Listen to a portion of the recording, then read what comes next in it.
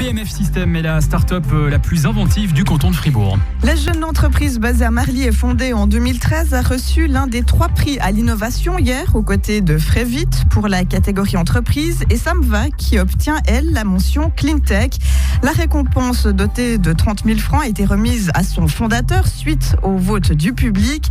Lino Peverada, bonjour. Bonjour. Alors, qu'est-ce que représente ce prix à l'innovation start-up pour vous ? Mais c'est une récompense qui vraiment nous donne beaucoup de satisfaction. C'est le résultat d'un travail d'équipe qui était très dur, qui est toujours très dur, mais c'est je sais pas comment dire, c'est une belle récompense qu'on apprécie beaucoup. Ouais.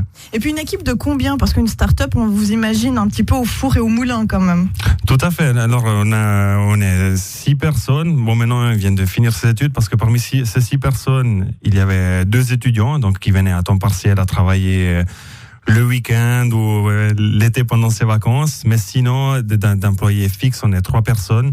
Et puis, on sous-traite dans certaines entreprises de la région pour l'équivalent d'une personne et demie.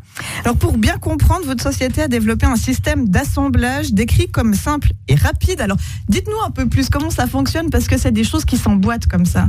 Ouais, alors, sans image, c'est très difficile, mais je vais essayer quand même par mots. Alors, en fait, on a fait des connecteurs qui permettent d'assembler des tubes standards du marché. Comme ça veut toujours rien dire, mais finalement, des structures tubulaires, on en voit partout si on a l'œil. Mais, par exemple, des châssis de table, c'est une structure tubulaire, des postes de travail, des chariots, des stands d'exposition. Des étagères. Des étagères, exactement. Alors, nous, en fait, on a fait un système pour connecter les tubes et construire ces tubulures sans devoir utiliser une machine à souder ou maîtriser des process spécifiques. Donc, juste une climbuse de 4 mm, comme celle qu'on trouve chez Ikea, c'est la clé qu'il faut pour assembler nos composants. Et justement, est-ce que vos produits sont déjà commercialisés ?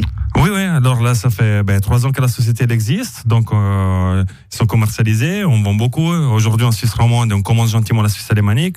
On a eu des propositions de l'étranger, mais on commence à tourner autour de l'arbre. À chaque tour, on ajoute un mètre à la corde. Mais alors, aujourd'hui, on vend beaucoup en Suisse romande, donc que ce soit dans l'industrie surtout, chez des horlogers, l'industrie des machines, et ainsi de suite. Comment vous avez pensé à produire quelque chose qui est difficile à décrire ? L'inspiration, c'est sûr, elle vient des Lego, de la modularité, mais c'est une bonne question. Je sais pas trop. Comme ça, quoi. C'est une passion de la modularité et de la créativité. Et pourquoi tout le monde devrait utiliser ce produit aujourd'hui ? Selon vous, vous allez quand même faire, on est bien d'accord, de la promotion de ce produit, mais en quoi ça devient indispensable ? Mais alors, il permet de construire des objets qu'on peut démonter par après et puis changer leur dimension. Donc, la dimension d'un objet est donnée par la longueur de barre, elle ne dépend pas de nos éléments.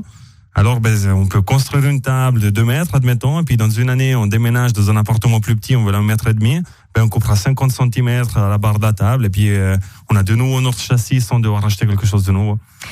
Aujourd'hui, est-ce que c'est difficile de créer une start-up ? Est-ce que l'État est obligé de vous financer pour que ça marche ? Ça, on aimerait bien, plus il y en a mieux c'est pour développer les idées. Mais ce que je trouve qui est très difficile, c'est pas le côté technique ou les choses comme ça, mais c'est de devenir crédible aux yeux des gens. Ça, c'est vraiment ce que je trouve la grande difficulté, parce que quand on démarre, on est toujours quelqu'un de pas intéressant avec une idée de dans un coin, et puis alors de passer ce cap, d'être crédible et montrer que ce qu'on fait finalement c'est bien. C'est le chemin le plus difficile et frustrant. Ça, c'est... Et en 3 ans, est-ce que vous avez l'impression d'être devenu crédible ? Là, maintenant, oui. Alors, il y a eu beaucoup de souffrance avant. Donc, il y avait des fois que j'allais au rendez-vous, on rentre le soir, on pleure dans tous les coins de la maison parce qu'on en prend plein dans la gueule dans les rendez-vous. Parce que les gens, ils disent, montrez-nous les références, puis on en a pas, on a envie d'en faire. Alors, de créer ça, c'est difficile. Mais aujourd'hui, vu le panel de clients, je dirais qu'on est devenu crédible. Et puis, démontré par le fait que les clients qu'on acquis, ils reviennent tous. On a dans l'image aussi générale qu'une start-up, c'est pas rentable avant 5-10 ans. Est-ce que vous êtes rentable après 3 ans d'existence ? Alors, rentable, il faut dire, moi, je suis toujours sans salaire parce que je réinvestis dans la société. Mais par contre, aujourd'hui, on n'a pas 1 centime de dette dans notre société. Donc ça, c'est très intéressant. On n'a pas une pression financière derrière de devoir rembourser quelqu'un. Et puis rentable, ça vient. Et puis alors peut-être un point en plus vers cette rentabilité peut-être, c'est que vous avez reçu 30 000 francs pour ce prix à l'innovation start-up. Qu'est-ce que vous allez en faire de cet argent ? Alors, bien évidemment, parce que c'est un travail d'équipe, on commence par un petit souper d'équipe quand même, parce que c'est bien mérité. Bon, ça fait un gros souper quand même. Oui, non, mais là, ce sera une petite partie. Mais après, on a les licences du brevet qu'on devra payer une partie.